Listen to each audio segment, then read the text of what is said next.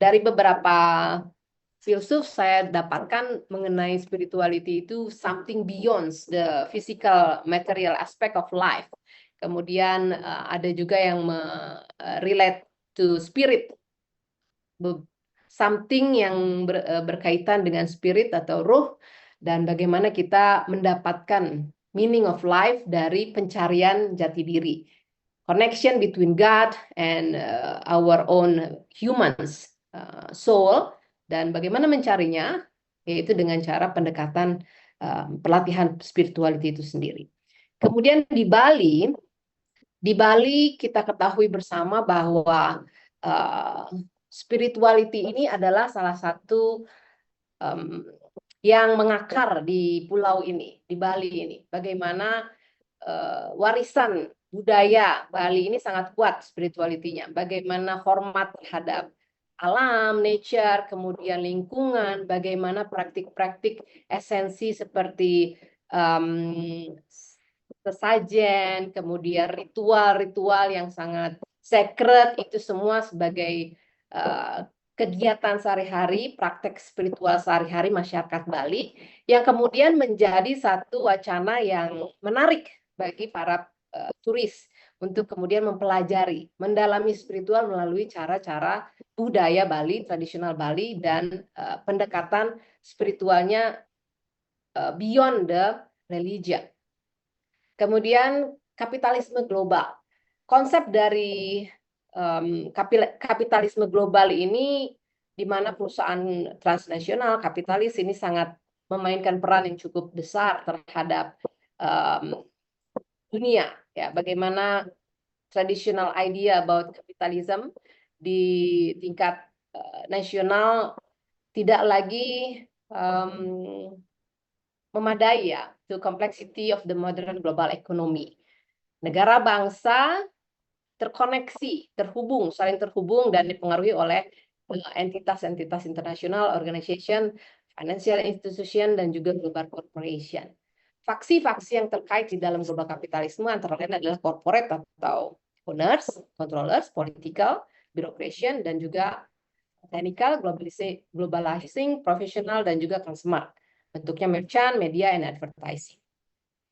Kalau kita melihat transformasi, perjalanan transformasi atau journey dari yoga di Bali itu sendiri, ada beberapa perbedaan, ya. Ada beberapa studio yang memang approach-nya sangat komersial. Ada beberapa studio yang memang sangat spiritual, tetap menjaga bagaimana spirituality as the core of the program. Dan pengaruh dari digitalisasi, digital platform, dan juga pengaruh dari kalau di yoga COVID, ya, pada saat COVID perubahan praktis di dalam yoga itu menjadi online. Nah, ini penggunaan digital platform menjadi ramah bagi hampir semua orang yang tadinya tidak begitu ramah, kemudian sekarang menjadi digunakan, ya. Dan ini juga sangat membantu di dalam mengembangkan yoga ke seluruh global. Kemudian kapitalisme yang terjadi di dalam terjalin erat di dalam praktek budaya ini, bagaimana kajian budaya mengkritisi atau mendekonstruksi praktik spiritual kontemporer karena memang dianggap sebagai mencampur adukan, to mix the spiritual and commercial. Ya, kemudian original spirituality ini completely distorted and become obscured, terpengaruh ataupun terdistorsi menjadi kabur ketika dimodifikasi oleh praktek yoga kontemporer yang simulakrum sifatnya. Kemudian selanjutnya, sebagaimana yoga ini adalah salah satu tujuan tourism dan wellness industry yang berkembang cukup pesat, penggunaan platform tadi di dalam promosi, advertising, booking, dan community management ini adalah salah satu common yang umum terjadi di yoga retreat atau studio. Dan modern management, strategi modern management ini diadop dari westernization. Ya, bagaimana tadinya pelajaran yoga atau praktek yoga, promosi yoga itu secara tradisional, sekarang mengadopsi modern management. Ya, apa saja modern manajemennya nanti kita akan bahas lebih dalam. Kemudian ini membuat yoga fenomena baru di dalam yoga dan juga lifestyle-nya. Ya, kemudian dirasakan bahwa ritual-ritual tradisional itu atau original value ini hanya sebagai dekorasi, tidak masuk ke dalam. Gitu. Kemudian beberapa area yang dominan yaitu Ubud, Denpasar, Canggu, Seminyak ini adalah beberapa area yang saya gunakan sebagai contoh studi case untuk yoga dan backgroundnya berbeda. Ubud dikenal dengan peace, ya bagaimana orang mencari spirituality memang banyaknya fokus di Ubud. Tapi bukan berarti tempat lain tidak ada. Denpasar lebih kepada yoga style modern dan lokal. Kemudian Seminyak Canggu ini karena pengaruh dari fashion, beauty industry ini menjadi satu approach yang merefleksikan bagaimana modern yoga praktis itu sendiri. Jadi itu adalah 3 area yang saya jadikan tepat untuk meneliti. Dan ini adalah beberapa contoh apa saja sebenarnya yang terjadi ketika yoga praktis ini komodifikasikan dan menjadi market commodity. Ya, bagaimana commercialization dari yoga studio dan retreat ini sungguh sangat berbeda dari yang sebelumnya. Dari yang tadinya promosi sederhana, sekarang menjadi mengikuti Western style of promotion. Kemudian disupport dengan apparel, ya, yoga clothing, kemudian merchandise, ini berkembang pesat sesuai dengan bagaimana Western kapitalis mengembangkan industri market yang ada. Kalau sekarang mungkin teman-teman yang berlatih yoga ini paham bahwa ketika masuk ke studio yoga itu harus menggunakan brand tertentu, maka dia akan menjadi part of the society yang modern gitu. Kemudian certification and training programs. Ini juga standar baru yang datang dari Western. Ya, nanti juga dijelaskan di setelah ini bagaimana certification and training program ini menjadi satu standar baku di dalam common yoga industry. Kemudian tourism and yoga retreats. Yoga retreats ini menjadi berubah sesuai dengan apa berfungsinya sesuai dengan bagaimana request dari demand-nya turis. Jadi bisa di-combine, didesain sebagaimana mungkin yang tidak ada kaitannya dengan yoga itu sendiri, tidak ada kaitannya dengan spirituality. Contohnya adalah surfing. Kalau di Canggu program yoga teacher training itu di-combine dengan latihan surfing gitu ya. Karena itu part of the program yang menarik industri yoga retreats di Eropa dan Amerika terutama. Kemudian online yoga platform and subscription. Ini juga sangat mensupport bagaimana global market bisa dijangkau oleh orang-orang yang menggunakan yoga platform dan subscription di YouTube misalnya, YouTube channel, dan juga di Instagram, semuanya mensupport bagaimana kapitalis mensupport ini, dan guna praktis yoga juga terbantu dengan adanya platform ini. Kemudian branding and celebrity endorsement. Dan ini juga westernization, bagaimana branding di dalam Instagram, selebgram, ya, Instagram superstar di dalam yoga, dalam konsep yoga. Dan celebrity endorsement ini dalam mengajarkan yoganya menggunakan brand tertentu. Matrasnya disponsori, bajunya, dan semua halnya menjadi satu holistic concept of marketing and branding. Kemudian yoga festival and events. Seperti yoga barn, tadi Pak salah satu menyampaikan yoga barn adalah salah satu contoh bagaimana festival, Bali Spirit Festival adalah salah satu contoh Western event di dalam yoga. Kemudian ideologi di balik transformasi of yoga itu sendiri. Ada ideologi wellness culture, capitalism and commodification, globalization and westernization, dan spirituality for self-revitalization.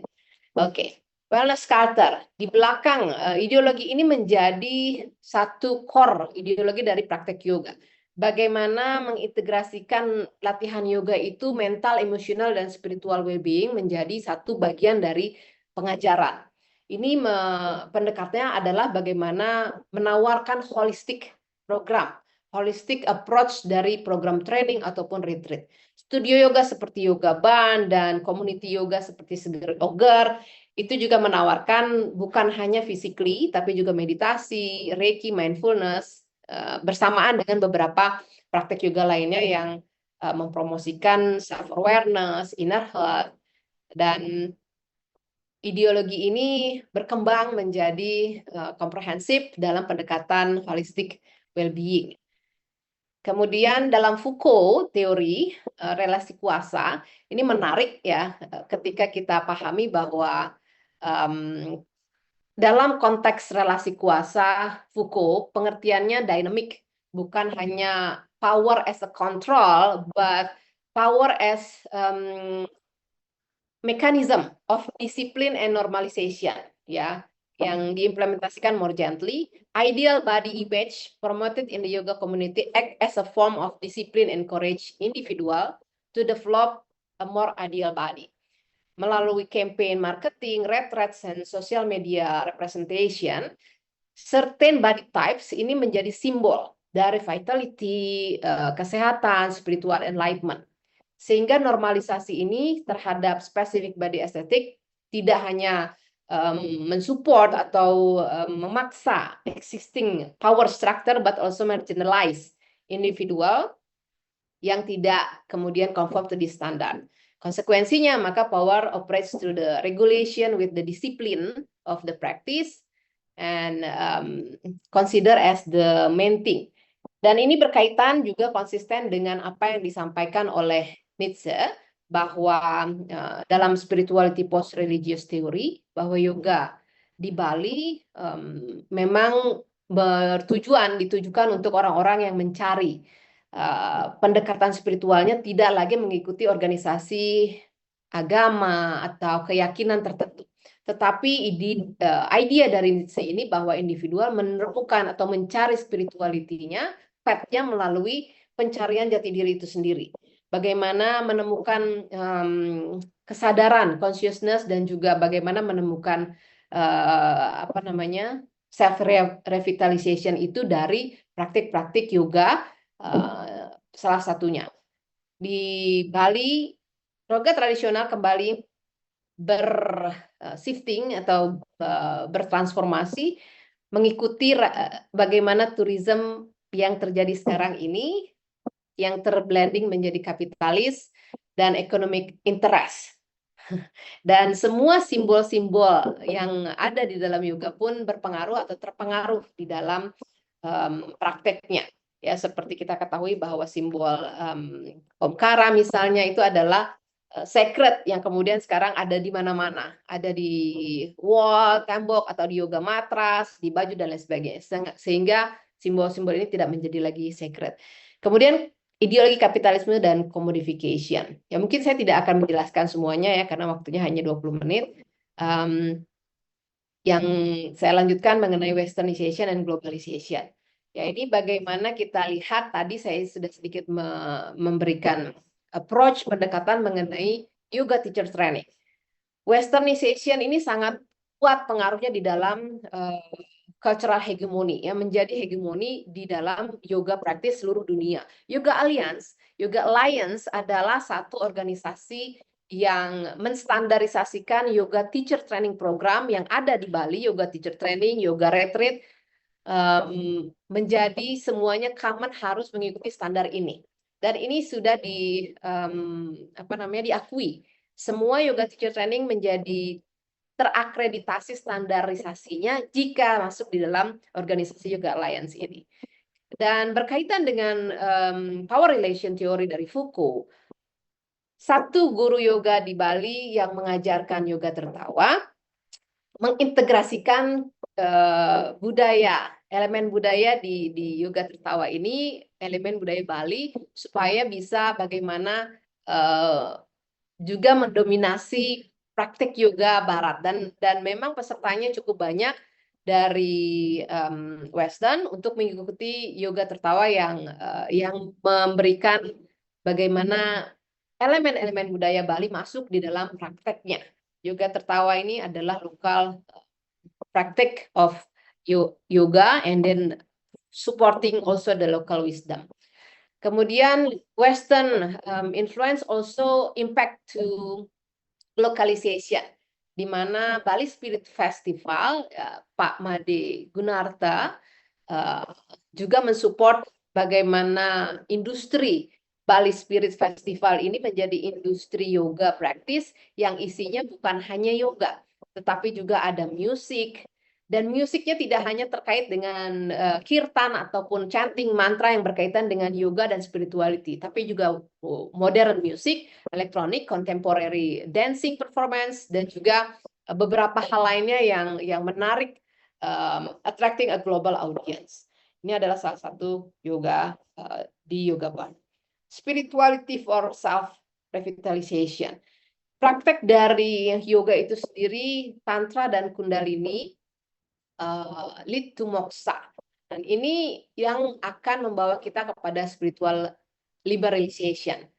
Dan prakteknya banyak cara dengan bagaimana meningkatkan awareness dari spiritual itu sendiri dengan mantra, chanting, dan juga di beberapa praktis adalah sound. Ya, ini adalah instrumen-instrumen yang digunakan to support the healing process, salah satunya to support the enlightenment, self-revitalization di dalam praktek meditasi, penggunaan singing bowl, penggunaan beberapa instrumen yang tidak original dari Bali, tetapi digunakan, dikombin dengan beberapa flute atau suling ya, yang asalnya beberapa adalah tradisi lokal, jadi mensupport juga local wisdom. Kemudian konsekuensinya ya, ini konsekuensi yang ada di dalam transformasi yoga di Bali. Konsekuensinya banyak, positif dan juga negatif, ya, balance, karena setiap hal di dalam kehidupan pasti balance. Local economy impact, ya, di sini bagaimana kita bisa melihat support dari atau hasil dari transformasi yoga yang terpengaruh oleh kapitalisme global adalah bagaimana orang-orang lokal disupport dengan adanya akomodasi. Tourism ini menggunakan accommodation, ya, kemudian menggunakan transportation lokal, kemudian food, otomatis restoran-restoran, dan berkembang menjadi makanan-makanan sehat, organik, local food, di mana Bali environment-nya, lingkungannya sangat mensupport, buah-buahannya segar dan lain sebagainya. Yang itu tidak ada di dalam praktek yoga di Eropa atau di Amerika. Semua komplit, holistik, semuanya mendapatkan support juga. Kemudian spa, terapi, itu juga salah satu ekonomi impact yang didapatkan dari hasil kapitalisme global. Kemudian local and western culture adaptation. Ini juga bagaimana adaptasi antara local wisdom dan budaya western ini saling beradaptasi. Hybrid juga praktis, ini juga dihasilkan konsekuensinya dari global kapitalisme itu, bagaimana platform-platform digunakan, hasil dari waste product dan juga global market dapat kita raih, kita jangkau karena adanya platform tersebut yang memudahkan. Kemudian perluasan fungsi dari yoga itu sendiri. Itu dari saya, cukup. Sekian, ini sedikit ada untuk mahasiswa saya. Selesai sudah presentasi saya hari ini. Seperti kamu dan dia yang selesai tanpa pernah dimulai. Baper-baper mahasiswa saya. Nih, kebanyakan kaum rebahan ya. Berakit-rakit ke hulu, berenang ke tepian. Kerjaannya rebahan mulu, gimana mau menang kemudian. Ya, termasuk saya masih mahasiswa, jadi nggak boleh rebahan. Oke, terima kasih banyak Bapak Ibu. Om Swastiastu, Terima matur kasih suksema. banyak Ibu Ningrum atas presentasinya ya, yang sudah melihat transformasi. Seperti kamu dan dia berakhir tanpa pernah dimulai. Kayaknya cuma itu yang diingat ya dari semua penjelasan. Cuma itu yang diingat ya Pak. Ya, aku juga ingat kamu. Ya, terima kasih As- Pak Ningrum atas presentasinya. Untuk pertanyaan mohon disimpan terlebih dahulu yang ingin bertanya langsung ke Ibu Ningrum ya, karena kita akan menuju ke narasumber yang kedua terlebih dahulu. Namun bila Bapak Ibu memiliki pertanyaan yang ingin diketik di fitur chat, itu kami persilahkan. Nah, saya ingin memperkenalkan narasumber kita yang kedua. Selamat siang Bapak Muhammad Farkan Mujahidin. Yang Ya, dengar selamat suara saya, siang Bapak. Bu. Ya, Terima kasih ya. eh, beliau lahir di Klaten ya, Bapak ya. Lahir di Klaten Iya, dan saat ini beliau bertugas di program studi sastra Arab Fakultas Ilmu Budaya Universitas 11 Maret Surakarta. Ya, dan pada hari ini Bapak Muhammad Farkan akan berbicara dalam topik yang sangat menarik sekali, yaitu moderasi dalam konteks pluralitas keberagamaan di Indonesia. Ya, Bapak, untuk sesi presentasi kami berikan waktu 20 menit. Kami persilakan, Bapak. baik. Terima kasih Bu Rita Kawitri atas waktu yang diberikan ke saya. Ya. Hari ini saya diberi amanah atau diberi untuk menyampaikan materi budaya terkait dengan masalah moderasi keberagamaan dalam pluralitas keberagamaan di Indonesia ya. Baik, saya akan mulai. Ini saya share materi saya.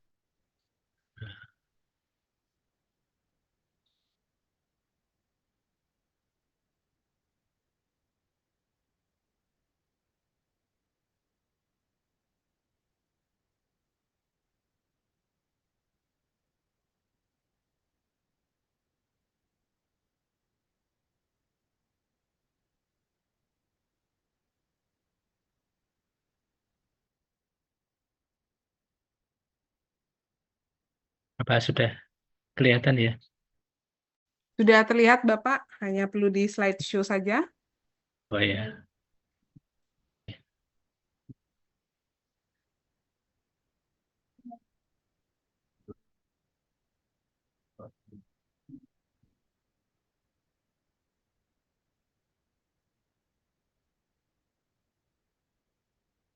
Hmm.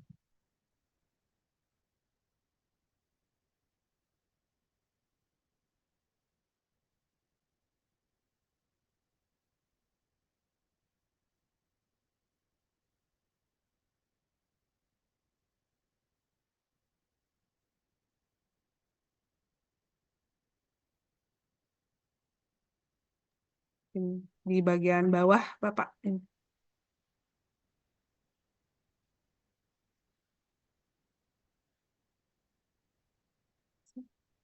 Oh ya. Sebelahnya lagi, Pak. Ya, Ya, baik.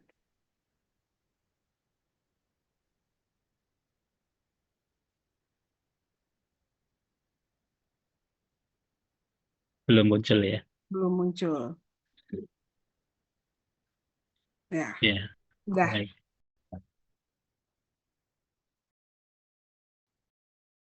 Baik, Bapak-bapak, Ibu-ibu yang saya hormati, kebetulan Saya lupa lihat server sebelah di atas. Pak, di mana nih, Pak? Halo? Sibuk, Pak? Bisa koordinasi sebentar di kesiswaan? Ya, makasih, Pak. Segera, Pak, ya, ditunggu.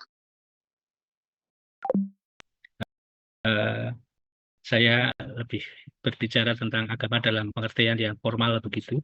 Dan sebenarnya merupakan kajian atau studi saya yang kemudian saya tarik integral ke dalam pengertian yang lebih umum. Sebenarnya penelitian tentang keberagamaan ini berbicara tentang salah satu kelompok keagamaan di Indonesia, tapi kemudian saya ingin menyampaikan ini dalam pengertian yang lebih umum, ya. Tentang moderasi ini memang sekarang ini menjadi isu yang berkembang khususnya di Indonesia, ya, terutama menyangkut aspek sosial politik, sosial masyarakat, ekonomi, dan lain sebagainya, dan itu merambah dalam dunia keagamaan, dan nampaknya agama ini menjadi sesuatu yang menjadi bidikan bagi masyarakat yang selama ini memang Kementerian Agama sangat intens dalam membicarakan masalah ini. Maka pada siang hari ini saya ingin berbicara agak umum, ya, terkait dengan masalah pluralitas keagamaan ini. Ya. Baik, ini berbicara tentang agama itu biasanya memang ada dua sisi, ya, sisi normatif dan sisi historis. Ya, kalau dalam kajian budaya barangkali lebih tepatnya kepada berbicara tentang aspek historisnya, ya, karena normatif itu ya aspek-aspek yang belum terjamah dalam pemikiran dalam konteks lokal budaya atau sejarah ini, tapi ketika sudah masuk ke dalam aspek lokalitas budaya ini secara historis menjadi ragam pemaknaan, tafsiran terkait dengan bagaimana orang itu beragama, ya, bagaimana mereka punya pandangan-pandangan terhadap nilai-nilai normatif yang ada di dalam setiap agama itu, ya. Maka dari situlah kemudian pengalaman-pengalaman agama itu muncul dan menjadi sebuah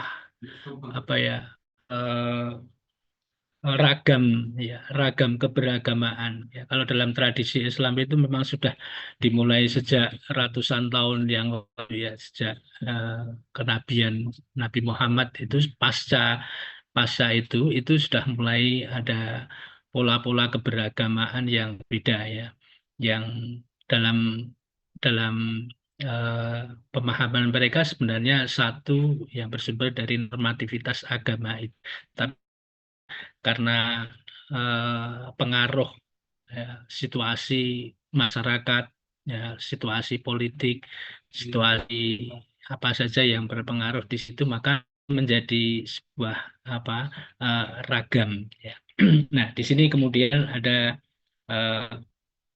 pernyataan-pernyataan yang mungkin perlu bisa kita sadari di dalam kehidupan kita, ya, terkait dengan keagamaan itu yang kemudian menjadi kesadaran, ya, bagi kelompok-kelompok atau subjek agama di dalam Islam, Kristen, Hindu, Buddha, dan lain sebagainya. Nah, ini saya kira akan menarik kalau orang sudah punya kesadaran tentang agama itu, bahwa pandangan-pandangan atau pengalaman pemikiran tentang keagamaan itu memang sebagai sesuatu yang kata Gus Dur itu memang ya harus diterima tanpa ada perbedaan, karena itu memang ada perbedaan, ya, di dalam setiap pemahaman terhadap agama itu. Maka di dalam Islam itu, karena saya berbicara ini sebagai representasi, ya, bukan bicara tentang ini sebagai dari kelompok Islam misalnya, ya, maka pluralitas itu ya sebagai suatu ketetapan Tuhan itu, ya, memang itu, ya, manusia itu dibuat atau ditentukan itu dengan ragam historis, ragam budaya, ragam pemikiran, ya. Ini yang perlu kita pahami untuk supaya nanti di dalam pola-pola keberagamaan itu bisa menjadi aware di antara satu dengan yang lain, ya, supaya tidak terjadi kalau di dalam intern umat beragama itu yang sering malah terjadi friksi di dalam Islam itu terjadi adanya konflik, kemudian ada gesekan, bahkan ada ketegangan tensi yang sangat regang sekali, itu bahkan terjadi sampai pembunuhan itu karena tidak adanya awareness di antara ini, ya, masyarakat agama itu sendiri. Maka dengan ini kita berharap dengan dengan pemahaman tentang realitas keragaman ini kita bisa memahami akan lebih baik. Ya. Nah, isu-isu tentang agama itu saya ingin mengelompokkan dalam 4 hal saja. Nah, sebenarnya ada banyak hal yang terkait dengan itu. Ya, yang pertama adalah ada apa dengan agama dan berkaitan dengan sikap dan respon manusia. Kemudian yang kedua pluralitas agama dan keberagamaan.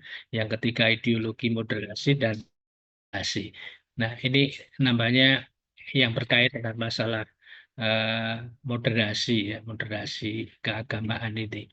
Nah, ada aspek yang perlu kita sampaikan terkait dengan ada apa dengan agama. Ini memang agama ini apa sesuatu yang menarik apa menarik untuk dikaji secara ontologis bahwa ini apa namanya agama itu mengatur semua umat beragama itu percaya yakin bahwa agama yang diemban, yang diyakini, kemudian yang dianut itu akan membawa kepada tatanan kehidupan yang baik itu, ya.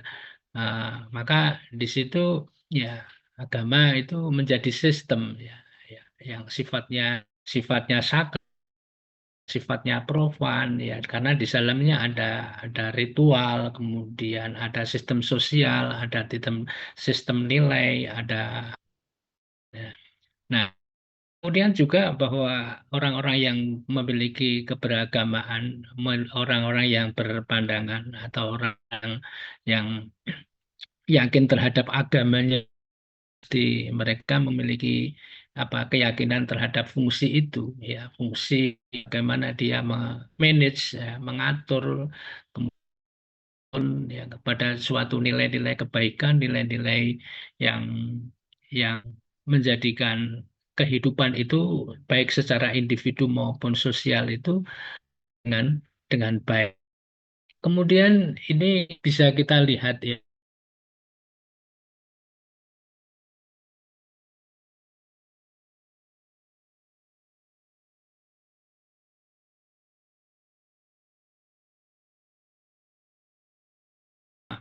ada yang lari dari agama, ada yang mencari kepentingan dengan agama, ada yang ingin mencari sesuatu tentang kebaikan, kesalehan, tapi juga ada transformasi yang ingin dicapai di dalam apa mengkaji, memahami dan mengamalkan agama itu, ya.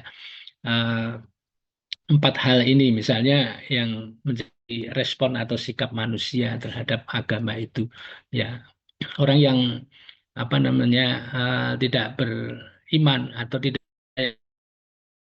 ya tentu agama itu menjadi suatu hal yang dijauhi, ya, atau yang kemudian dengan agama merasa tidak enak, merasa terkekang, ya, ingin mencoba melakukan suatu kebebasan-kebebasan di dalam kehidupannya, maka muncullah di situ liberalisme, ada ateisme, ada barangkali juga ada kapitalisme yang sebagai bagian juga dari kepentingan itu, ya. Karena kenyataannya, ya, kehidupan kita ini banyak yang mengatasnamakan agama, ya. Dalam politik misalnya kita akan melihat bahwa kan persoalan politik ini tidak lepas, ya, terutama dalam kehidupan di Indonesia ini dengan kepentingan politik, bahkan juga ada kepentingan-kepentingan yang sifatnya materialisme, konsumerisme, misalnya komodifikasi budaya yang terkait dengan ritual-ritual keagamaan, ziarah kubur dan lain sebagainya. Ini ada sisi di situ. Tetapi juga di dalam respon dan sikap manusia itu juga ada ingin melakukan mencari sebuah transformasi, ya, mencari perubahan-perubahan yang sifatnya individual maupun kelompok, ya, individu yang menjadi satu kesadaran subjektif, ya, tetapi juga ada kesadaran-kesadaran kolektif yang ingin dicapai oleh masyarakat untuk mencapai suatu tatanan kehidupan masyarakat yang tentram, harmonis, sosial, baik sosial maupun individu, ya, adanya toleransi, kemudian keadilan ekonomi, keadilan sosial, dan lain sebagainya. Bahkan juga ya orang ingin mencari perubahan-perubahan lewat agama itu ingin penyucian dosa misalnya, ya ada spiritual laundering misalnya, ya itu dalam rangka mencapai identitas yang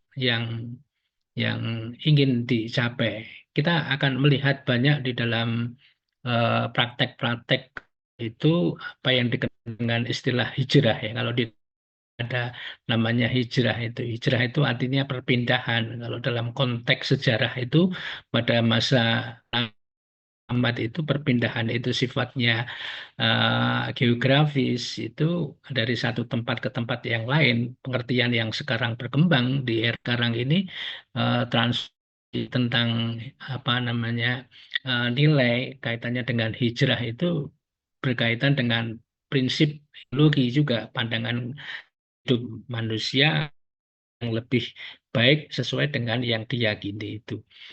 Kemudian kita juga akan berbicara tentang agama itu terkait dengan masalah pluralitas, ya, agama dan keberagamaan. Nah, kita berbicara tentang ini ya, pluralitas agama, ya. Itu barangkali karena topik kita ini ada kaitannya dengan moderasi. Berarti ada satu tuntutan bagaimana kita tuh bersikap yang moderat, ya. Moderat ini dalam pengertian yang spesifik barangkali mungkin nanti akan berbeda dengan yang lain, ya, tergantung ideologi-ideologi yang dikembangkan, ya. Tapi terkait dengan masalah pluralisme, ya. Kalau kita lihat di dalam pengertian yang lebih apa spesifik barang, ya, di pluralisme memiliki makna-makna yang sifatnya menerima dan menghormati perbedaan agama, ya, ada jalan yang beda-beda menuju ini. Nah, ini mungkin masih interpretatif ya bagi kita yang berbeda agama, ya, tetapi mungkin substansinya ada ke sana, ya. Kemudian yang setiap agama itu relatif sesuai dengan substansi keyakinan di dalam agama. Kemudian juga tidak mengklaim bahwa agamanya benar ini. Nah, ini pluralisme ini yang kalau di dalam pandangan Islam itu sebagian ada orang yang menolak terhadap paham-paham semacam ini, ya, karena saya yakin bahwa di dalam itu ada kebenaran-kebenaran yang diyakini secara intrinsik, ya, secara subjektif itu. Saya kira itu pengalaman dan pengetahuan, ya, tapi nampaknya mungkin tidak perlu kita bicarakan untuk apa namanya mengcounter antara satu kebenaran dengan kebenaran agama yang lain, ya. Karena di dalam agama itu pasti kebenaran yang diyakini, ya. Tetapi bagaimana secara historis itu dengan pluralitas itu sebenarnya yang dituju dalam konteks masyarakat sosial budaya itu hidup itu dengan penuh toleransi, dengan dialog, ya, berdampingan dengan umat yang beragama dengan yang lain, yang baik gitu, ya. Saya ingin melihat apa namanya satu gambar ketika ada masyarakat Islam di New York itu ketika itu berinteraksi dengan masyarakat Yahudi, ya, dalam satu komunitas itu ternyata hidup mereka itu rukun, ya. Hidup mereka itu rukun dalam rumah itu antara satu dengan yang lain itu saling tegur. Kadang-kadang ya si Yahudi atau si Muslim itu hidupnya, ya, mereka toleran sekali. Kadang-kadang membersihkan halaman rumahnya yang lain itu, ya. Jadi ini namanya mungkin akan berbeda kasusnya dengan di tempat-tempat yang lain yang nampaknya persepsi tentang kehidupan kelompok-kelompok agama itu mengalami perbedaan-perbedaan. Tetapi yang perlu dijaga di sini adalah bagaimana memahami perbedaan agama itu dan bagaimana menjaga keberagamaan agama, merawat kebinekaan, merawat pluralitas itu dalam konteks plural. Karena masyarakat kita di Indonesia masyarakat yang plural dan kadang-kadang ini menjadi sesuatu yang rawan karena banyak peristiwa-peristiwa historis yang kadang-kadang itu perlu kita evaluasi. Tetapi satu sisi memang masyarakat luar itu melihat keragaman di Indonesia itu menjadi satu contoh yang bisa menjadi pionir, bisa menjadi teladan bagi umat umat beragama di luar Indonesia, ya, karena melihat ya barangkali memang itu karakter bangsa kita yang Bhinneka Tunggal Ika, banyak perbedaan etnis, budaya, agama dan lain sebagainya, tetapi masih hidup dalam rukun. Nah, ini yang perlu kita rawat, kita jaga keberagamaan itu bisa ditawarkan sebagai kehidupan moderasi yang baik. Di sini ada juga bahwa di dalam konteks pluralitas agama dan keberagamaan itu tentu ini bicara juga tentang kontestasi, ya. Bagaimana kontestasi dalam pengertian politik ataupun agama itu memang ya ingin merebut sesuatu yang untuk mencapai sebuah supremasi, ya, mencapai kebenaran, ya. Di dalam agama pun ini jadi kalau kita melihat nanti saya merujuk di dalam bukunya Aksin Wijaya ini ketika menawarkan tentang kehidupan politik keagamaan itu ada 3 ya paradigma pemikiran yang berkontestasi dalam merebut kebenaran ini, ya. Yang pertama eksklusif, ada inklusif, ada yang pluralis. Bagaimana kelompok-kelompok ini menawarkan paradigmanya sesuai dengan keinginan-keinginan yang diyakini, ya. Nah, ini kira kita perlu melihat dari aspek-aspek yang tentang kebenaran ini, ya. Kebenaran ini memang yang ya historis itu memang jadinya beragam, ya. Kalau secara normatif itu ya satu gitu. Baik, kemudian juga ada tadi saya sudah menyebut tentang klaim, ya, bahwa di dalam pluralitas agama dan keberagaman itu ada klaim masing-masing di dalam itu, ya, untuk memiliki suatu kebenaran sendiri, tetapi di dalam konteks pluralisme, ya, ini bagaimana agama itu mengajarkan untuk tidak mengklaim bahwa agamanya sendiri yang paling benar ini. Nah, ini sebenarnya paradigma yang sifatnya sosial, ya, untuk menjaga kebinekaan. Dalam konteks historis kebinekaan itu ya tatarannya seperti itu, ya. Tetapi kalau sudah masuk dalam tataran yang sifatnya substansial keagamaan itu, ya, dalam setiap agama itu pasti ada pengakuan kebenaran tersendiri, ya. Nah, ini kalau dibicarakan secara publicly itu maka itu akan menjadi sesuatu yang agak rawan, ya. Tapi kalau itu istilahnya dipegang secara subjektif sendiri bahwa kita ini mengakui kebenaran kita sendiri, saya kira tidak akan terjadi gesekan, konflik, terjadi permusuhan itu yang perlu diredam sebenarnya ke situ. Baik, ini ada pemahaman-pemahaman ideologis terkait dengan ideologi-ideologi moderasi, ya. Mungkin ini terlalu panjang nanti kalau saya uraikan satu persatu, ya. Tetapi ada dalam konteks perbedaan agama, ada Islam, Kristen, ada Hindu, mungkin ada Barat dan bagaimana Indonesia itu sendiri, ya.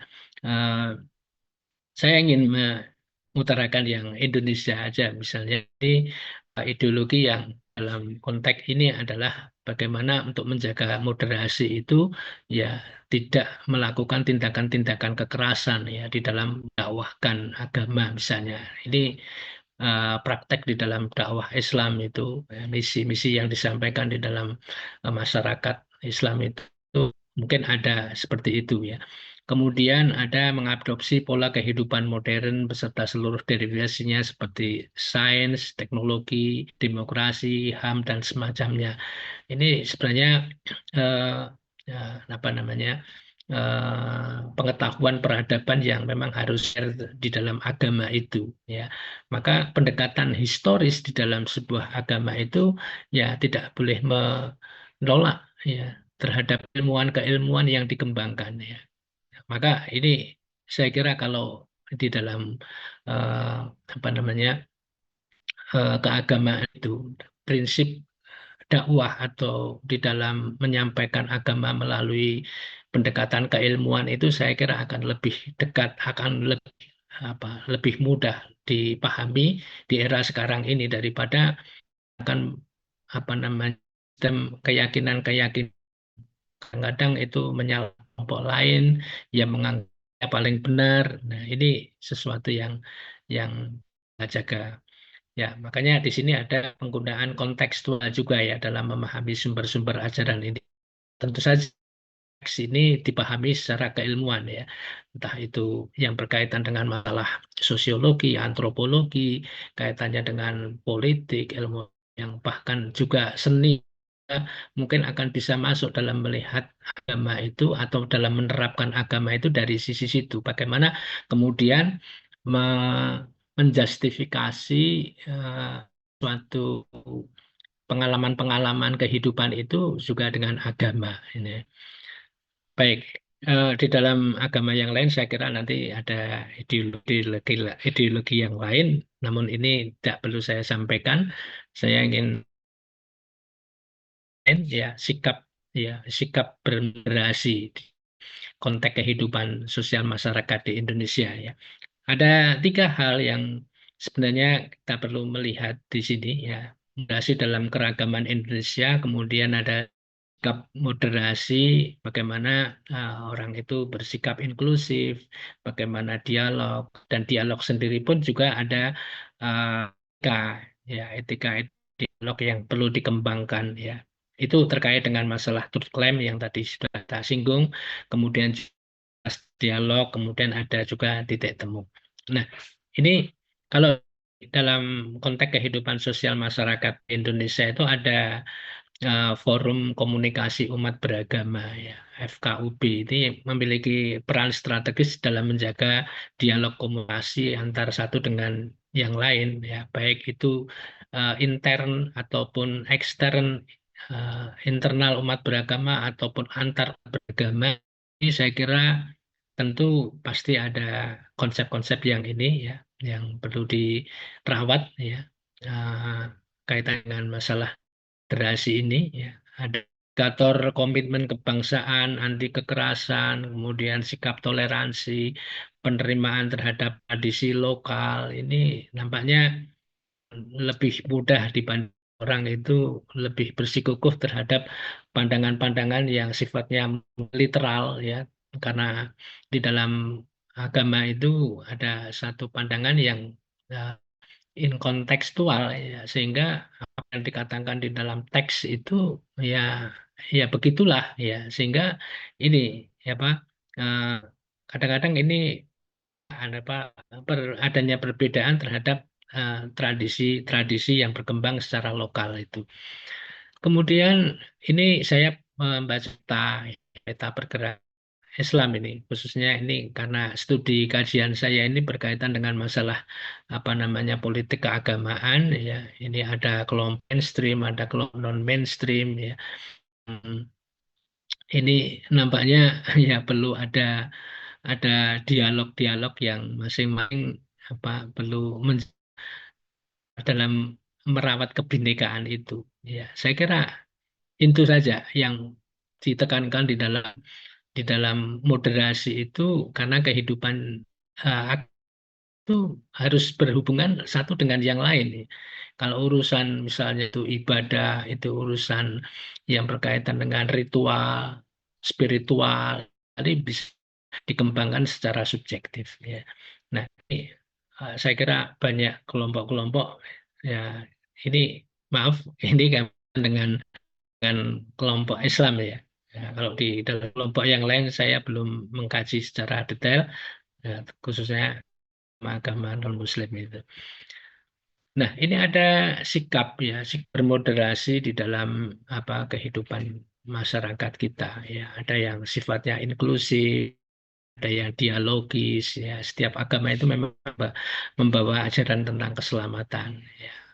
Ini pasti di sana ya. Ada keyakinan kayak bahwa hidup itu tidak dunia saja, tetapi ada aspek-aspek akhirat ataupun kehidupan sesudah mati. Barangkali orang yang memiliki keyakinan itu sih lalu membaca, kami meyakini ajaran-ajaran yang akan membawa keselamatan itu. Nah, tetapi nanti kalau kita sampai pada ideologi keagamaan ini ya, tentang kebenaran itu ya nampaknya macam-macam ya, penafsiran ideologi penafsiran itu ya, ada yang tradisionalis, modernis, ada mentalis, reformis, dan lain sebagainya.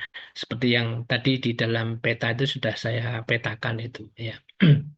Kemudian juga ada iman yang dialogis. Jadi yang dialogis itu tidak hanya sekedar iman yang di batin saja, tetapi bagaimana keimanan itu menjadi sebuah wacana yang didialogkan dengan sesama ya, berkat pembacaannya dari agama itu sendiri, dari ajaran-ajaran yang sifatnya normatif itu, yang didialogkan untuk mencapai sebuah keselamatan tadi yang disebutkan di dalam inklusivitas agama itu.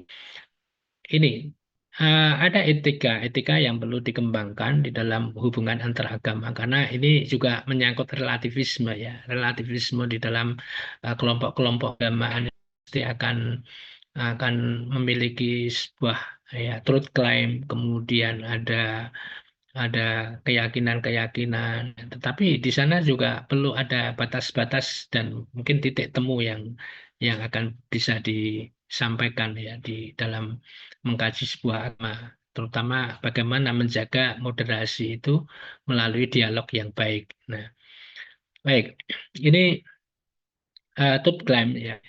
Tadi saya singgung sedikit ya terkait dengan masalah relativisme ya. Relativisme budaya itu memang mengakui bahwa budaya itu memiliki kerangka moral yang berbeda ya. Ya, ada yang memiliki orientasi atau penekanan-penekanan apa yang perlu dikembangkan di dalam mengembangkan misi agama itu ya. Ada yang modernis, ada yang mesianis, revivalis. Penekanan-penekanan itu kadang-kadang ketika tidak ada kesepakatan, tidak ada toleransi, ini menimbulkan ketegangan ya, bahkan konflik. Maka ini ada sikap ya terhadap agama lain itu ya perlu disikapi dengan rendah hati, toleransi, harmoni, sikap adil ya, sikap adil dalam konteks historis ya, dalam konteks kebudayaan masyarakat kita di dalam kehidupan di dunia ini ya. Kalau sudah menyangkut aspek yang di luar itu kepada subjektivitas masing-masing. Kemudian kita perlu juga melihat adanya batas-batas dialog ya, dialog-dialog yang sifatnya sosial historis itu saya kira memang perlu dirawat ya, karena memang itu langkah-langkah kehidupan ya, langkah-langkah di dalam kehidupan masyarakat itu.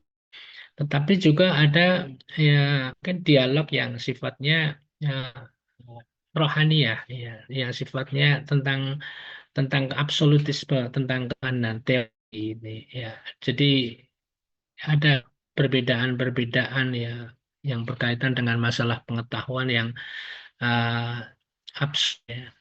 Dalam tradisi Kristiani ada yang gnostik, kemudian dalam Islam ada yang disebut dengan hikmah ya. Jadi realisasi pengetahuan itu ya, hanya dicapai melalui intelek ya. Ya. Jalannya bisa melalui tradisi-tradisi, ritus, simbol, dan sarana-sarana yang berasal dari ilahi. Ini. Maka ini perlu ada pertimbangan-pertimbangan berdasarkan tradisi praktek-praktek pengalaman keagamaan seperti itu. Nah, kemudian dialog keselamatan itu juga perlu ditempuh ya dengan tidak mengorbankan keselamatan orang lain. Ya, artinya ini memang sebuah langkah yang perlu dibicarakan ya antara satu dengan yang lain ya untuk mencapai harmoni ya. Kalau di dalam Islam itu ada kitab suci yang menyebutkan di sana ya lakum dinukum waliyadin lana a'maluna walakum a'malukum, itu ada langkah atau strategi yang baik bahwa ya kita tidak akan masuk di dalam ranah kehidupan eh, kepercayaan orang lain. Bagimu agamamu, bagiku agama, itu saya kira cukup ya untuk membuat sebuah langkah moderasi di dalam kehidupan keberagamaan. Ya, tentu saja ini sudah sudah frame di dalam kehidupan berbangsa kita ya. Di dalam Pancasila itu sudah disebutkan di sana ada ketuhanan yang Maha Esa, itu tentunya itu sebagai satu titik temu ya, titik temu yang perlu kita pahami bahwa kita semuanya dengan agama itu akan mencapai satu tatanan kehidupan yang baik itu tadi, sebagaimana yang kita sebutkan tadi. Barangkali ini saja karena mungkin waktu yang diberikan kepada saya tidak terlalu banyak ya. Kurang lebihnya minta maaf ya. Assalamualaikum warahmatullahi wabarakatuh. Baik, terima kasih Pak Farhan atas presentasinya. Dari topik yang disampaikan oleh Ibu Ningrum ya terkait dengan wacana yoga Bali yang mengalami transformasi, kita melihat bahwa ada gempuran kapitalis dan westernisasi terhadap praktik tradisional yoga, dan begitu juga dengan pluralitas dalam keberagamaan yang dapat saya ambil benang merahnya itu kemudian memunculkan pertanyaan, apakah ya pluralitas keberagamaan maupun gempuran kapitalisasi dan westernisasi itu menjadi sebuah aset? Is it an asset or an existential threat ya? Apakah dia menjadi sebuah ancaman eksistensial? Ya, oleh karena itu tadi dari Bapak Farhan sudah disampaikan bagaimana mencari titik temu ya untuk hidup dalam moderasi keberagamaan ini. Nah, Bapak Ibu sekalian, saya ingin mengundang Bapak Ibu untuk mengajukan pertanyaan, kita berdiskusi. Boleh dengan cara mengangkat tangan atau boleh juga dengan mengetik ya pertanyaannya di kolom chat. Yang saya lihat sudah ada banyak di sini pertanyaannya. Ada pertanyaan pertama dari Bapak Brian. Saya mohon izin, Pak Brian. Oh, ada juga di sini yang sudah angkat tangan ya. Mungkin kita undang yang angkat tangan terlebih dahulu. Yang saya lihat di sini ada Bapak Artajaya dan ada Ibu Diana Butler. Ya, saya mengundang Bapak Artajaya untuk bertanya langsung. Kemudian Ibu Diana Butler. Silakan, Pak. Baik, selamat sore Ibu Moderator dan Bapak Ibu yang sudah hadir di seminar ini. Ya, untuk menghangatkan suasana, izinkan saya dulu menyapa ya yang terhormat Bapak Profesor Dr. Dharma Putra. Nah, perkenalkan Bapak Ibu, nama saya Made Artajaya dari program studi S3 Kajian Budaya. Ada dua hal yang ingin saya tanyakan. Yang pertama kepada Ibu Ningrum ya, kalau tidak salah ya tadi. Ibu Ningrum yang berbicara tentang spiritual discourse di Yoga Bali in the context of global capitalism. Nah, ini sangat menarik. Nah, ada supaya singkat saja, saya langsung saja kepada inti pertanyaan saya. Yang pertama untuk Ibu Ningrum.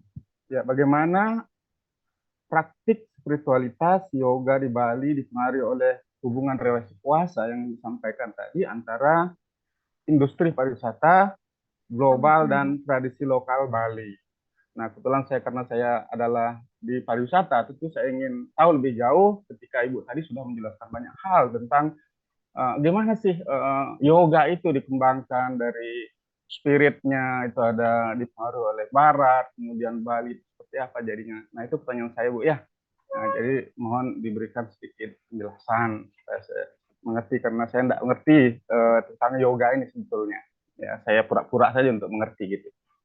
Yang kedua, untuk Bapak Muhammad Farhan yang saya hormati, pada kesempatan ini juga sangat luar biasa menyampaikan paparannya dan sangat gamblang dan jelas. Namun saya ingin satu ketegasan dari hasil penelitian Bapak, kemudian analisis Bapak tentang moderasi beragama ini tentu sangat menarik buat kita semua. Nah, saya langsung saja kepada pertanyaan saya, yaitu apa peran tokoh agama gitu kan. Banyak sekali tokoh agama sekarang tuh ngomong tentang agama, kebenaran dan lain sebagainya.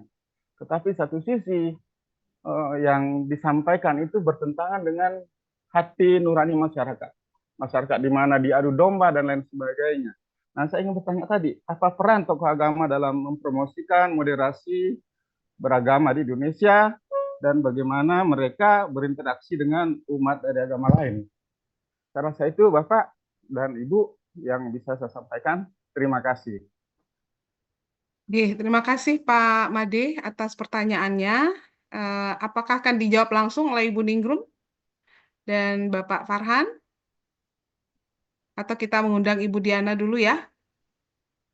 Baik, Ibu Diana, silakan Ibu berbicara. Salam budaya. Salam budaya, Ibu. Izinkan saya baca pertanyaan saya. Kalau boleh, saya Diane Butler, sedang gabung dari Desa Bedulu di Bali. I'm alumni kajian budaya dan juga saya mengejar beberapa mata kuliah, termasuk waktu Ibu Ningrum menjadi kelas paling terakhir. Pak Farhan, do you say Farhan? Saya belum pernah bertemu.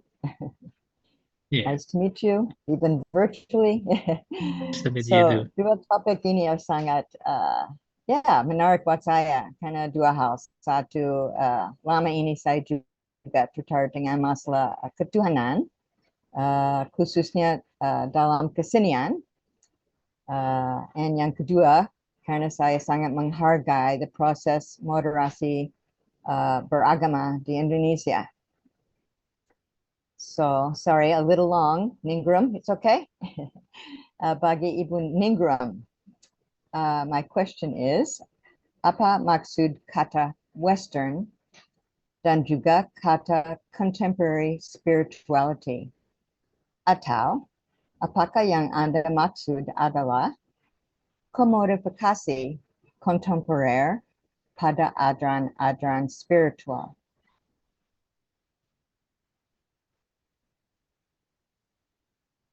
Kemudian, dari sudut pandang kajian budaya yang berangkat dari kritik diri, melihat ke dalam untuk mengurangi romanticism terhadap budaya asing, dan juga kritik eksternal, melihat yang lain untuk mengurangi xenofobia terhadap budaya yang dianggap asing. Apakah riset doktoral Ibu juga akan melihat pengaruhan tradisi Eastern terhadap praktik dan pengelolaan yoga di Bali pada zaman kini? Dan bagaimana perkembangan spiritualitas kontemporer di Bali yang dikembangkan oleh orang-orang keturunan etnis Bali sendiri? Pertanyaan saya untuk Pak Farhan, dari sudut pandang moderasi beragaman kontekstual serta resiliensi sosial, menurut Bapak, bagaimana masa depan ribuan situs sakral atau pusaka sarjana di Indonesia sebagai ruang publik agar 500 kelompok etnis termasuk lebih dari 2.400 komunitas adat masih dapat hadir dalam ranah lokalitasnya dan melanjutkan serta tumbuh masing-masing cara kreativitas untuk merawat kerukunan. Terima kasih.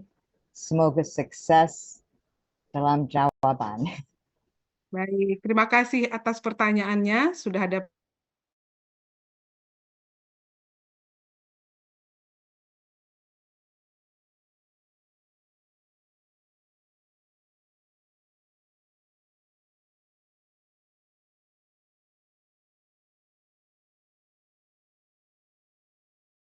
dimaksud dengan contemporary spirituality dan bagaimana kemudian Ibu Ningrum dalam disertasinya mengakomodasi juga gitu ya pemikiran isterisasi dalam pengelolaan yoga tersebut. Kemudian kepada Bapak Farhan, bagaimana masa depan situs sakral ruang publik dan ada 500 kelompok etnis dan 2.400 komunitas adat ya yang apakah masih dapat hadir di masa depan.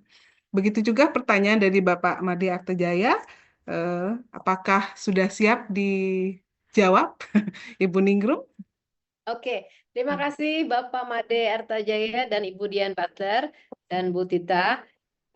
Mungkin saya menjawab dari Bapak Made Artajaya dulu. Pariwisata budaya dalam yoga, pengaruhnya kapitalisme global. Kalau kita perhatikan bagaimana perkembangan pariwisata ini di Bali, banyak sekali pendatang atau turis yang datang ke Bali itu memang tujuannya untuk mencari pencerahan, self-revitalization, ya, self-awareness, self-consciousness. Karena kalau di yoga, marketnya atau tujuan industri market global yoga ini ada dua, antara Bali dan India. Gitu. Kenapa orang pilih ke Bali dan kenapa tidak ke India? Padahal India itu adalah root-nya daripada Bali, daripada yoga itu sendiri. Ternyata setelah diteliti, yoga di Bali ini lebih kepada tourism luxurious, ya, tourism luxurious for yoga. Destination-nya lebih rapi, lebih eksklusif, eksklusivitinya ada. Jadi bagaimana kemudian pariwisata ini berdampak cukup besar dan bagaimana budayanya ini berpengaruh gitu. Jadi bukan hanya yoga itu sendiri gitu, bukan hanya praktek yoganya yang dicari. Kenapa orang memilih praktek yoga di Bali instead of India? Karena memang ada budaya Bali yang tidak dimiliki di India yang masih dipraktekkan di common daily life gitu. Bagaimana tadi sesajen yang tadi saya sudah sampaikan, ritual-ritual yang masih sangat kuat dipraktekkan sehari-hari. Dan ini menarik bagi tourism atau turis ataupun semua yang ingin mencari pencerahan itu ternyata bagian-bagian dari misalnya melukat gitu ya, itu kan tradisional Bali culture yang diadopt kepada yoga retreat atau yoga program teacher training yang kemudian sangat mendominasi gitu. Semua orang pengen banget melakukan melukat di beberapa temple ya. Pasti mereka pengen itu part of the program gitu. Dan ini yang menjadi satu ketertarikan bagi turis untuk mencari pencerahan di spiritualitinya ke Bali instead of another part of country. Begitu Bapak yang bisa saya jelaskan. Mungkin saya lanjutkan ke Ibu Dian Butler.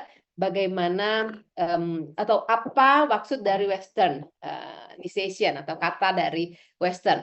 Lebih kepada bagaimana pengaruh dari Barat, budaya Barat di dalam mengaplikasikan yoga atau mempromosikan yoga mengikuti modernisasi yang diadaptasi dari budaya Barat. Seperti yang tadi sudah saya jelaskan di presentasi, promotion, kemudian advertising, manajemen modern yang ada di dalam program yoga teacher training atau yoga retreat itu beradaptasi, mengadopsi semua cara-cara strategi marketing dari barat gitu.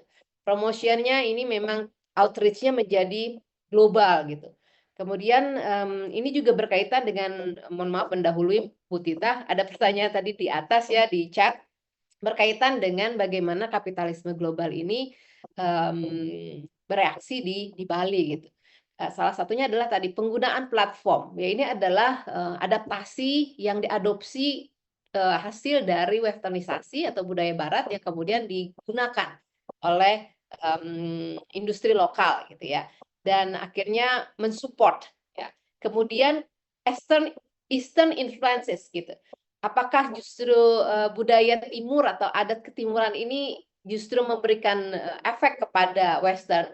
Itu sudah saya jelaskan juga di awal, ada intertwin, exchange of the cultural. Jadi budaya-budaya lokal ini dibawa, diadaptasi kepada peserta-peserta yoga yang sudah melakukan retreatnya atau trainingnya atau apapun yang dia dapatkan di Bali, dibawa pulang ke negaranya. Kemudian di negaranya di-sharing lagi seperti apa yang dia dapatkan di Bali. Salah satunya adalah kegiatan-kegiatan tradisional itu. Kemudian ini menjadi satu hal yang menarik. Apakah terpengaruh gitu? Atau ada juga pertanyaan yang tadi saya baca di chat berkaitan dengan ini, apakah kemudian budaya lokal ini menjadi terpengaruh gitu. Kebetulan tadi ini ada juga Bapak Ode Purnama, salah satu narasumber saya, yang mengatakan bahwa bukan hanya Pak Ode, ada juga beberapa narasumber lain, Pak Made Gunarta di Yoga Barn, bahwa ternyata budaya Bali ini tidak terpengaruh oleh budaya internasional atau Western atau Barat yang cukup besar. Justru saling melengkapi, dan terkait dengan praktek sosial Borjo, homogenisasi atau desakralisasi ternyata tidak berlaku di Bali. Ya, tidak berlaku di Bali. Jadi konsep yang homogen di seluruh dunia itu di Bali itu tidak, karena di Bali ada kombinasi tadi budaya-budaya lokal yang tidak bisa didapatkan di luar Bali. Jadi Eastern culture atau Eastern approach menginfluence westernization itu cukup banyak.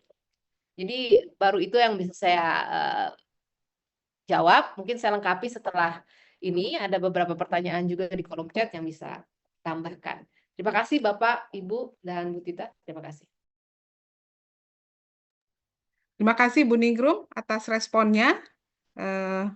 Saya persilakan kepada Bapak Farhan untuk menjawab pertanyaan dari peserta.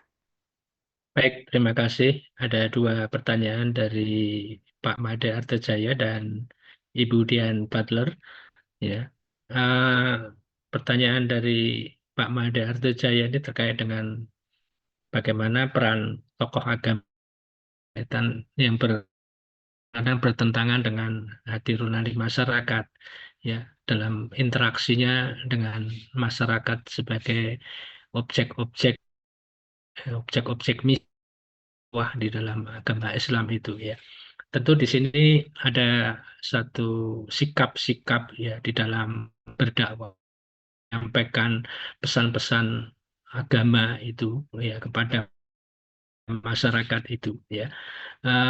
Tadi sebenarnya sudah kita sampaikan ya bahwa di dalam proses-proses bagaimana mempengaruhi, memberikan dorongan kepada masyarakat itu tentu ya tidak lepas dari aspek keilmuan ya, setting ya supaya tidak terjebak di dalam dogmatisme misalnya ya.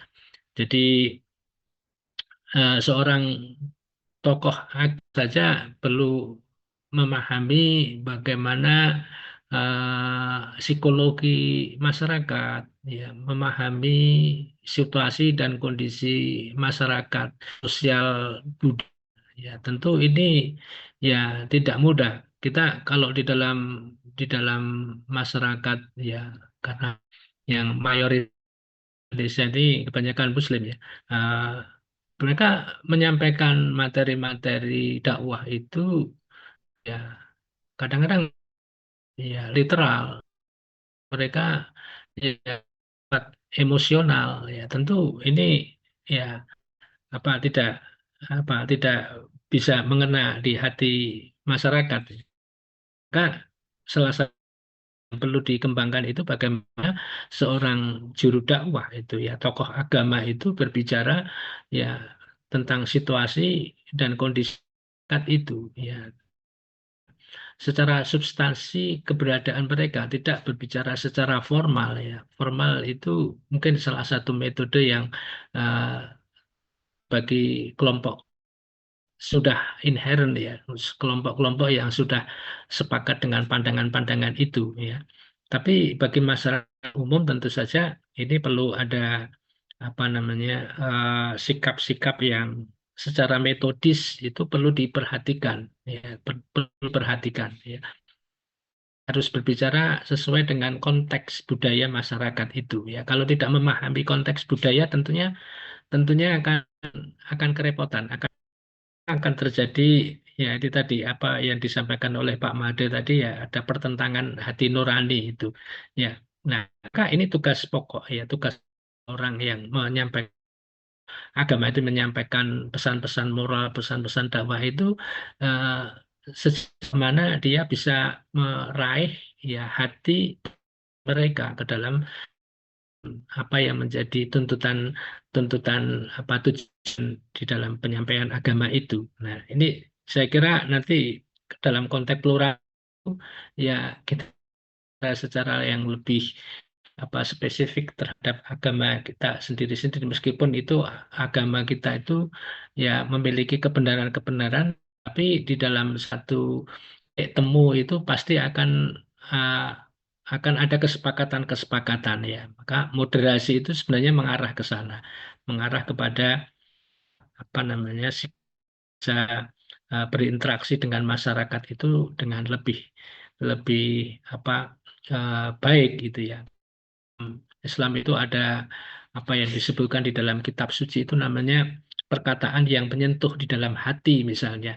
Nah, ini satu tugas bagi seorang ulama, seorang pendakwah visionaris itu ya bagaimana menyampaikan pesan-pesan agama itu bisa menyentuh hati mereka ya, supaya itu mengena itu ya.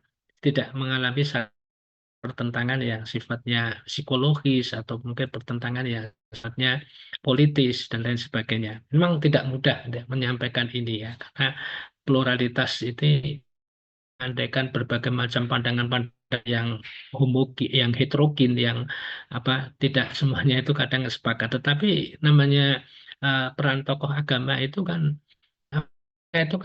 bertugas untuk menyampaikan pesan-pesan misi, bukan untuk menjajah atau memaksakan ya kebijakan atau dengan metode-metode yang tepat secara keilmuan ini ya. Jadi yang saya garis bawahi itu ya. Kemudian kedua ini pertanyaan dari Ibu Dian Butler tadi mungkin agak mirip juga ya. Ya, jawaban saya terkait dengan bagaimana kerukunan khususnya terkait dengan situs sakral di ruang publik gitu ya.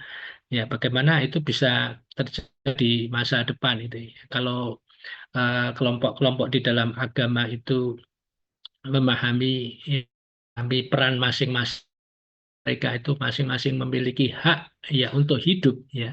Tentu ini sesuatu yang tidak boleh dilanggar, tidak boleh dirusak ya, tidak boleh diperkosa ya hak itu ya. Nah, ini namanya pluralitas di dalam kehidupan itu ya logika tersendiri yang memang harus dipahami ya, bahwa mereka itu punya hak hidup ya.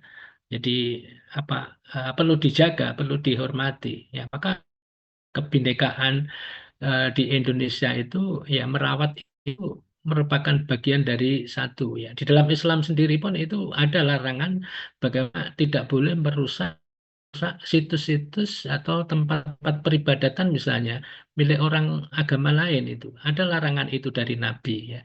Nah ini saya kira bisa kemudian atau tidak bisa dibenarkan kalau kemudian ada kelompok-kelompok atau masyarakat yang kemudian merusak itu ya. Ini terjadi di Solo, merusak bangunan-bangunan makam itu yang kemudian menjadi problem ya, baik itu di dunia pendidikan maupun di dunia sosial. Kadang ini kemudian yang akan itu adalah Kementerian Agama ya, karena tidak mendidik anak didik di sekolahan-sekolahan itu, kebetulan itu apa yang terjadi ada pelakunya itu masih anak-anak ya. Nah, ini menjadi persoalan-persoalan yang bukan dalam dunia pendidikan saja, tetapi dalam dunia sosial pun itu perlu perlu dan ini tentu saja peran peran pemimpin ya, tokoh agama ini ya, mulai dari lingkup unit sosial terkecil dari keluarga sampai RT RW, lurah, kecamatan dan seterusnya itu punya tanggung jawab seperti itu ya. Dan ini saya kira ya, kalau dengan awareness sikap-sikap yang uh, bahwa masing-masing itu punya hak di dalam kehidupan ya, untuk mengembangkan keyakinan itu, saya bisa lebih lebih terjaga ke sana untuk bisa merawat kerukunan itu. Seperti itu Bu Tita atau Pak Made dan Bu Dian Butler. Baik, Terima terima kasih. kasih atas responnya Mbak Ningrum dan Pak Farhan. Sebelum saya memberikan kesempatan kepada dua penanya lagi yang sudah mengangkat tangannya, mungkin saya akan ke kolom chat ya, fitur chat terlebih dahulu. Ada dua pertanyaan, ada dua ada beberapa pertanyaan yang diajukan kepada dua narasumber ya, dari Bapak Brian, Bapak Gusde, kemudian ada Wayan Wahyuni, Ade Devia, Ibu Febi, dan I Gusti Ngurah Jayanti. Tapi mungkin saya mohon izin untuk merangkum pertanyaannya kurang lebih ya kepada Ibu Ningrum, karena Bapak Gusde Pratnya sedang melaksanakan riset juga, apakah ada rekomendasi praktisi yoga yang Ibu sampaikan gitu ya, masih mengaplikasikan nilai-nilai spiritual tradisional dalam praktek yoga mereka. Dan kemudian bagaimana pandangan Ibu Ningrum terkait yoga sebagai sebuah komoditas, dan bagaimana hal ini kemudian mengubah pandangan terhadap yoga yang sejati. Nah, dua pertanyaan ini diajukan kepada Ibu Ningrum dan kepada Bapak Farhan. Ada pertanyaan yang kurang lebih sama gitu ya, yang bertanya mengenai peran inklusivitas FKUB dalam mengakomodir pengayat dan penganut kepercayaan agama lainnya ya, di luar 6 agama yang mainstream. Ya, pertanyaan dari Gusti Ngurah Jayanti juga menyinggung hal tersebut ya, karena masih ada diskriminasi terhadap pengayat keagamaan. Jadi ada dua pertanyaan yang disampaikan di kolom chat ya, baik kepada Ibu Ningrum maupun kepada Bapak Farhan. Baik, Ibu Ningrum mungkin responnya. Baik, terima kasih Bu Tita. Terima kasih tadi di chat cukup banyak ya pertanyaannya. Ya. Menarik ya, artinya memang sangat kondusif ya kita webinar hari ini. Oke, apakah masih banyak praktik-praktik yoga yang masih mendasari spirituality yang ada di Bali ya? Kalau tadi saya sharing di presentasi ada yoga tertawa di Ambara Ashram di Ubud, kemudian ada juga Ketut Arsana di Om Ham Center, itu juga masih menggunakan praktik spiritual yang cukup konsisten dan sangat rutin, anchoring di spiritual awareness. Bagaimana kalau tadi Kadyat Mikan ya, filosofis yoga dari Jawa, kalau kita menarik sedikit pengertian yoga secara konsep dari Patanjali Sutra, tujuannya adalah samadhi gitu, enrichment, enlightenment, spiritualitas tertinggi. Bagaimana